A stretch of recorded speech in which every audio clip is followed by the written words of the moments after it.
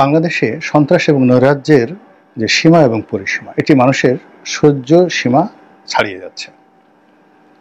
ইতিহাসে বাংলার যে অরাজকতা, এটির দুটো ঐতিহাসিক রূপ রয়েছে। আদিকালে এটিকে বলা হতো মাৎসান্যায়। হুজুর পাক সাল্লাল্লাহু আলাইহি ওয়াসাল্লামের ওফাতের পরপর, অর্থাৎ ওনার মৃত্যুর পরপর এই বাংলায় যে শাসক ছিলেন শশাঙ্ক, তার মৃত্যু ঘটে এবং তার মৃত্যুর পরপরই প্রায় 100 বছর ধরে এই বাংলাদেশে একটা অরাজকতা চলতে থাকে এবং কোথাও কোনো সরকার ছিল না 100 বছর ধরে। এই সময়টিকে বলা হয় মাৎসান্যায়।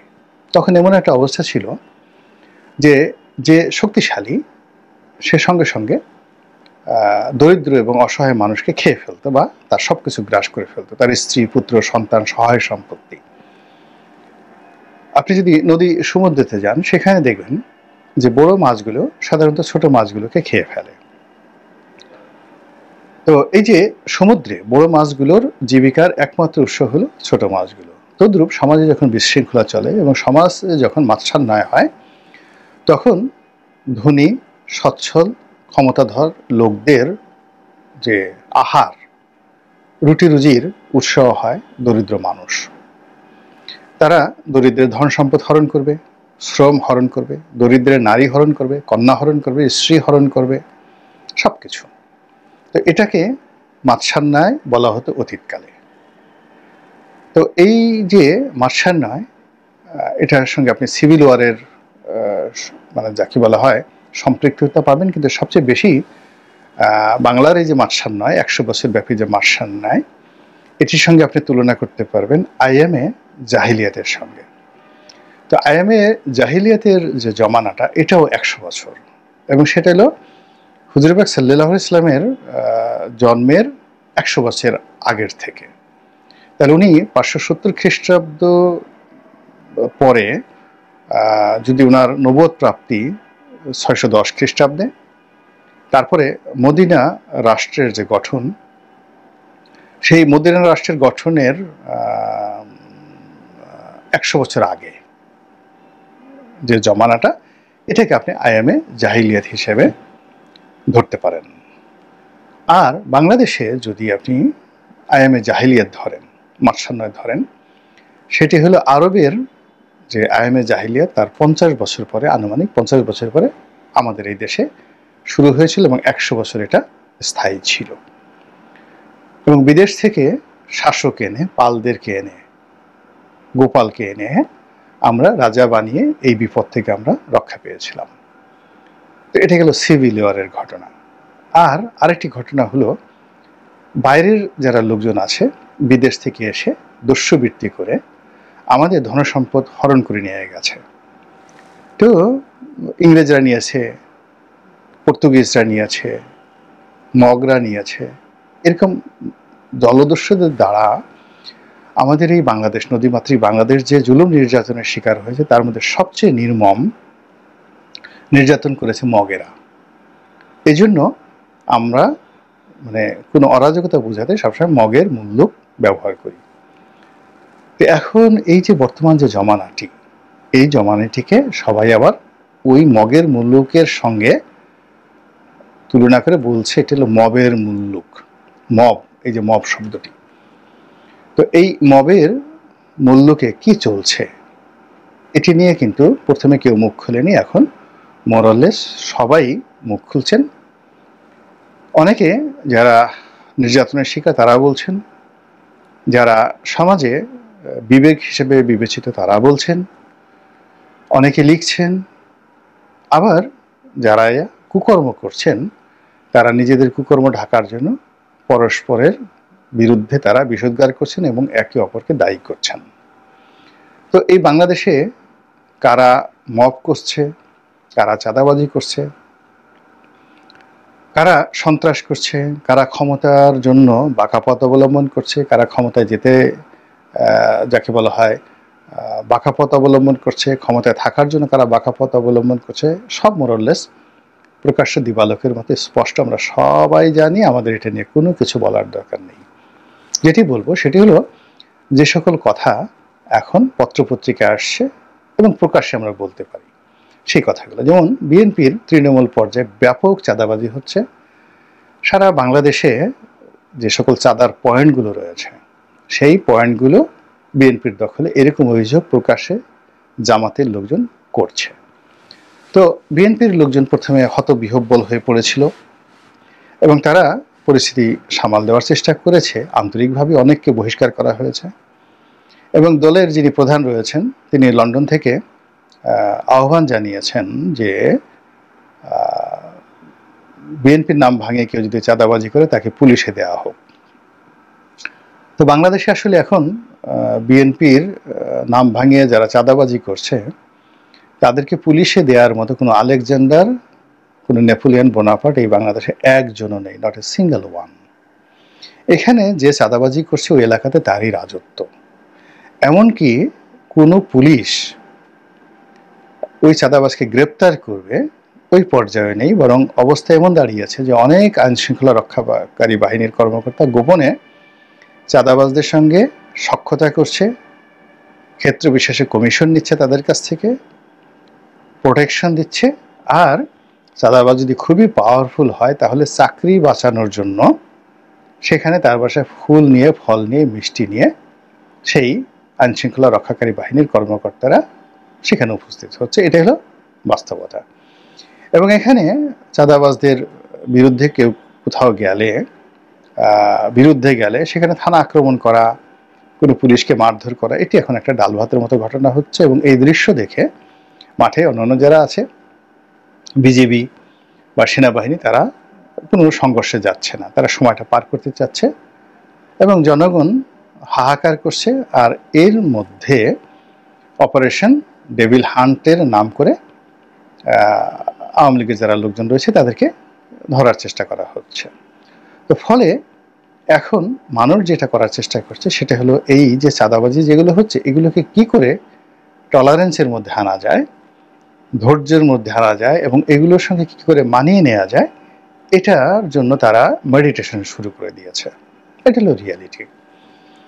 2 নম্বর হলো যে বিএনপির যারা লোকজন রয়েছে যারা এতদিন মুখ বন্ধ করেছিল এবং তারা এখন উল্টো জামাত যে বিএনপিকে চাঁদাবাজ হিসেবে ট্যাগ দিয়ে ফেলেছে এবং এটি এখন যতটা না সত্য, যতটা না বাস্তব, তার চেয়ে বহু বহু গুণে এটি রেকর্ড তৈরি করে ফেলেছে। অতীতে খাম্বা, হাওয়া ভবন কিংবা বাসন্তীর জাল, ৭৪-এর দুর্ভিক্ষ, এগুলো যেমন রাজনৈতিক দলগুলোকে ভীষণ রকম বা এরশাদের সেই 30 সেট গহনা, সুন্দরী 30 জন রমণীকে তিনি যেভাবে এমপি বানিয়ে পার্লামেন্টে নিয়েছিলেন এবং শফিক রেহমান সাহেব যে লিখেছিলেন এরশাদের 30 সেট গহনা, তো এই জিনিসগুলো যেভাবে ওই দলগুলোকে, দলের প্রধানদেরকে ভোগাচ্ছে এখন পর্যন্ত, তদ্রূপ এই গত 7 মাসে যা কিছু হয়েছে বাংলার আনাচে কানাচে, এর দায় বিএনপিকে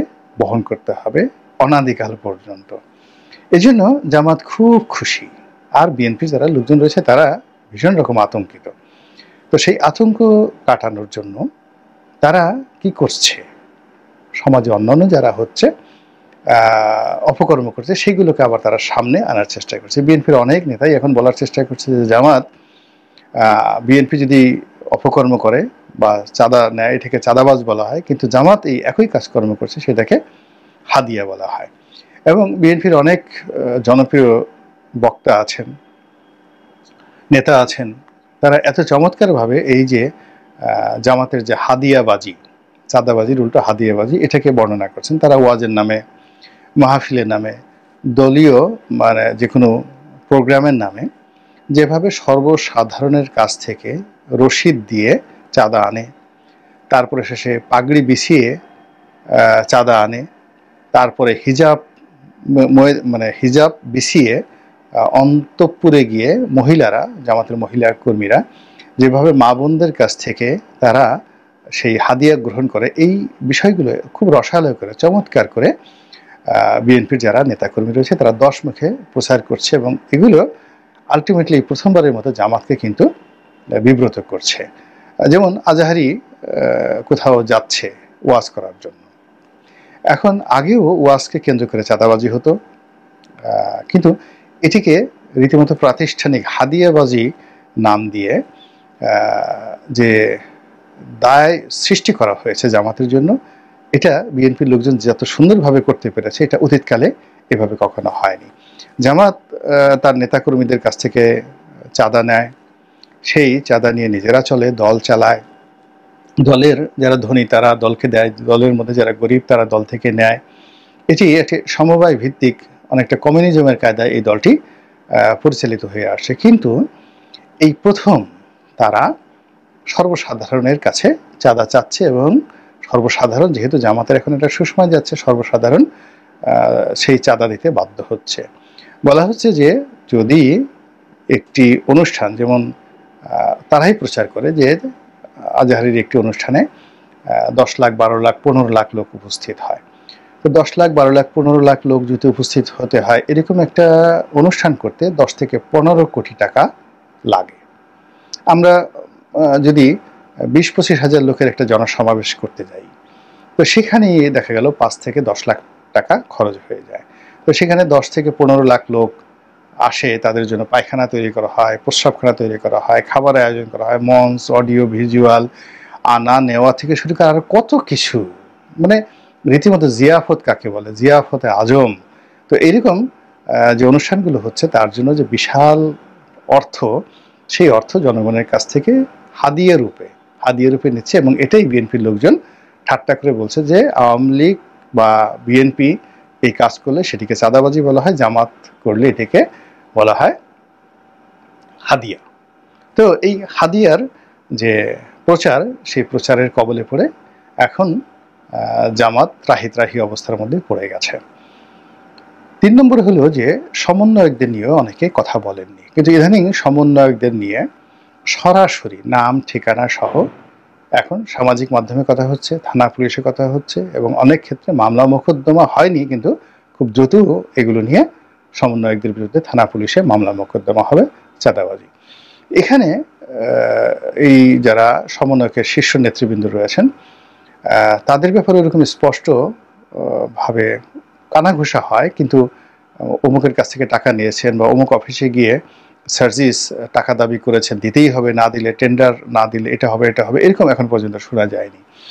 কিন্তু অখ্যাত যারা নিজেদেরকে সমন্বয়ক পরিচয় দিচ্ছে, তো যারা হয়তো অন্য দল করেছে কিন্তু ছাত্রলীগের মধ্যে লুকিয়ে ছিল, এখন হঠাৎ করে সমন্বয়ক সেজেছে, এরকম অসংখ্য লোক সারা বাংলাদেশে, তারা যে চাঁদাবাজি করছে, এই চাঁদাবাজির কোনো বাবা মা নেই। তারা স্কুলে যাচ্ছে, কলেজে যাচ্ছে, মসজিদে যাচ্ছে, মাদ্রাসায় যাচ্ছে, তারপর জায়গা জমি, সহায় সম্পত্তি, পদ পদবি, টেন্ডারবাজি থেকে শুরু করে দখলবাজি, যেখানে সমন্বয়করা এই অপকর্ম করার সুযোগ পাচ্ছে বিএনপি এবং জামাতের বাইরে, সেখানে তাদের যে ভাবসাব, এটা অনেকটা যাকে বলা হয় গনিমতের মালের মতো, অর্থাৎ যুদ্ধে জয়লাভ করার পর যারা পরাজিত হলো তাদের স্ত্রী পুত্র সন্তানের উপর যেভাবে বিজয়ীর মানে অধিকার জন্ম নেয়, এবং বিজয়ী সেই যুদ্ধের ময়দানেই সেই পরাজিতের স্ত্রীকে ধর্ষণ করতে পারে, কন্যাকে ধর্ষণ করতে পারে, এটা নিন্দনীয় হয় না। তো এই জিনিসগুলো, এবং তাদের যত অর্থবিত্ত, ঘোড়া গাড়ি যা কিছু আছে, এইগুলো এনে নিজেরা ভাগ বন্টন করতে পারে। এই যে যুদ্ধলব্ধ মাল, এই যে গনিমত, সেই গনিমত হাজার বছর ধরে চলে আসছে। এটিকে হুজুর পাক সাল্লাল্লাহু আলাইহি ওয়াসাল্লাম একটা সিস্টেমের মধ্যে এনেছিলেন, যার জন্য এখানে অপরাধ তুলনামূলকভাবে কম হয়েছে, এবং তিনি যুদ্ধের যে লুণ্ঠন, এই লুণ্ঠনটিকে একটা সিস্টেমের মধ্যে আনার চেষ্টা করেছিলেন। কিন্তু সাধারণত যুদ্ধে একমাত্র মুসলিম বাহিনী যে আইন কানুন মেনেছে, আর পৃথিবীর কোনো কেউ আইন কানুন মানেনি। সবাই যুদ্ধের ময়দানে চেঙ্গিস খান, হালাকু খানের মতোই, কিন্তু বদনাম হয় হালাকু খানের, চেঙ্গিস খানের, কিন্তু দেখা গেল যে যুদ্ধ করতে গিয়ে বিজয়ী হয়ে প্রায় সবাই একই আচরণ করেছে। তো যাই হোক, এখন এই যে গনিমতের মাল, মানে এখন যারা সমন্বয়ক পরিচয়ে চাঁদাবাজি করছে, জুলুম করছে, টেন্ডারবাজি করছে, তারা বিএনপির চাঁদাবাজি বা জামাতের হাদিয়াবাজি, এই হাদিয়াবাজির চাইতেও বহুগুণ নির্মমতা নিয়ে অনেকটা গনিমতের মালের মতো করে সবকিছু লুণ্ঠন করছে। বিভিন্ন অফিসে গিয়ে তারা বড় বড় কর্তাকে হুমকি দিচ্ছে, সেটা হোক সচিব, হোক সে পুলিশের এসপি, হোক ডিআইজি, আমরা এই অনেকগুলো ভিডিও ফুটেজ দেখেছি এবং সবাইকে তারা একেবারে তেলাপোকার মতো ছোট করে দিয়েছেন। তারা তেলাপোকার মতো ছোট করে দিয়ে তারা এই যে গনিমতের মাল যে অর্জন করার যে অপচেষ্টা চালাচ্ছে, এটা এখন বাংলাদেশ আর নিতে পারছে না, মানুষ সহ্য করতে পারছে না। ফলে চাঁদাবাজি, হাদিবাজির সঙ্গে সঙ্গে এই গনিমতের মালবাজির সঙ্গেও যে মানুষের যে বিরক্তি, ক্রোধ, ক্ষোভ সব মিলিয়ে মানুষকে বারবার শুধু কি যেন স্মরণ করিয়ে দিচ্ছে, বারবার অতীতে নিয়ে যাচ্ছে। এ কি করলাম, এ কি হলো, এ কি পেলাম, কারা ভালো কারা মন্দ, কোনটা লাউ কোনটা কদু, এই সমস্ত জিনিস নিয়ে যত বেশি আলোচনা হচ্ছে তত বেশি এখন যারা বিপ্লবের উদ্যোক্তা তাদের জন্য, তাদের ভবিষ্যতের জন্য অনেক বড় বড় হুমকি তৈরি হয়ে যাচ্ছে। আল্লাহ আমাদের সবাইকে হেদায়েত দান করুন।